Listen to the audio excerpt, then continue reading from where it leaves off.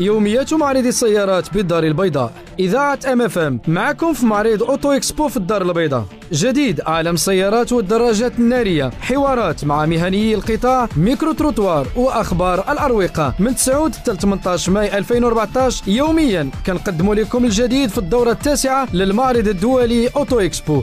يوميات معرض السيارات في الدار البيضاء كل صباح على الساعة 9.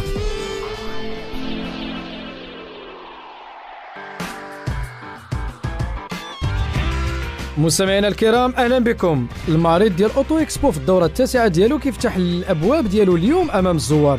هذا المعرض ديال السيارات والدراجات الناريه الكبيره اللي كتقام في المعرض الدولي للدار البيضاء.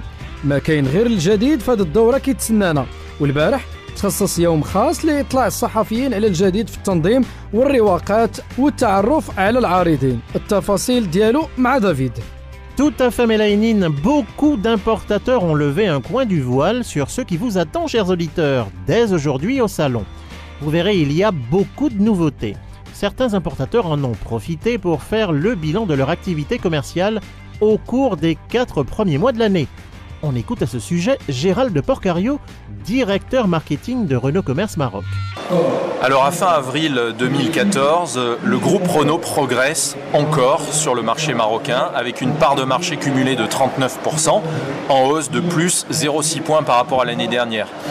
Cette très bonne performance s'explique par Dacia qui ces derniers mois a franchi la barre des 30% sur les mois de février, de mars et d'avril, des records historiques, avec un succès très marqué du nouveau Duster et du reste de la gamme.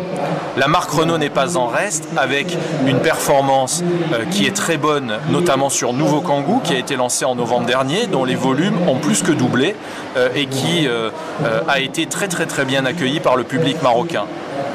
Clio est également leader sur son segment, tout comme Captur. Donc le début d'année 2014 est très prometteur en termes de performance pour les deux marques. On parle d'une baisse globale du marché automobile estimée à moins 15%. Qu'est-ce que cela vous inspire de façon générale ?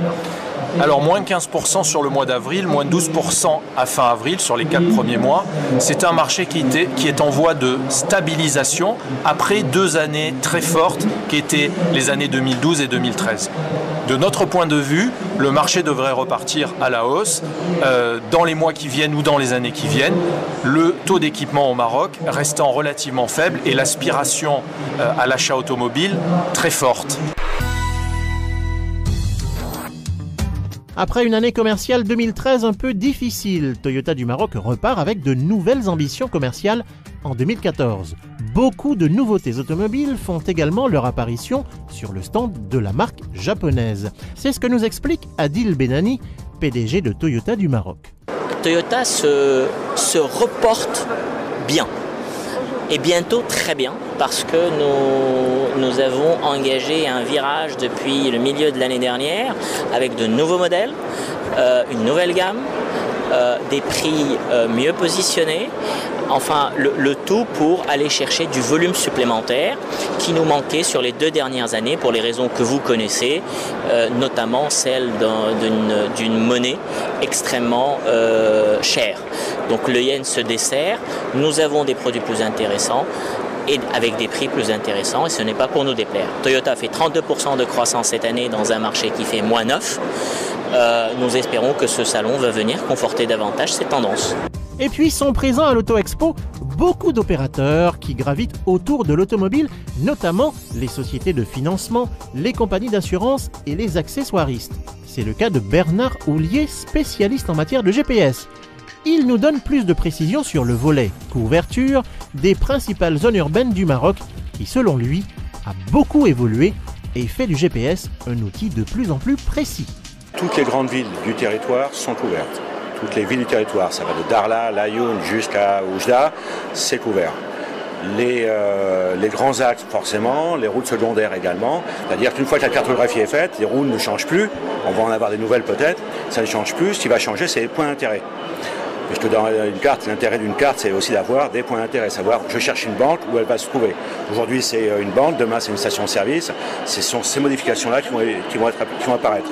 Également apparaître les infrastructures, nouvelles infrastructures comme le tramway par exemple. puis il y a une grosse mise à jour pour intégrer tout le chemin du tramway, mais également les modifications de circulation. نهاية موعدنا اليوم، موعدنا غدا إن شاء الله على أمواج إذاعة MFM على الساعة 9 صباحا مع يوميات معرض السيارات بالدار البيضاء. شكرا محمد حمام في الإخراج. شكرا دافيد. Merci Mélanine. إلى اللقاء.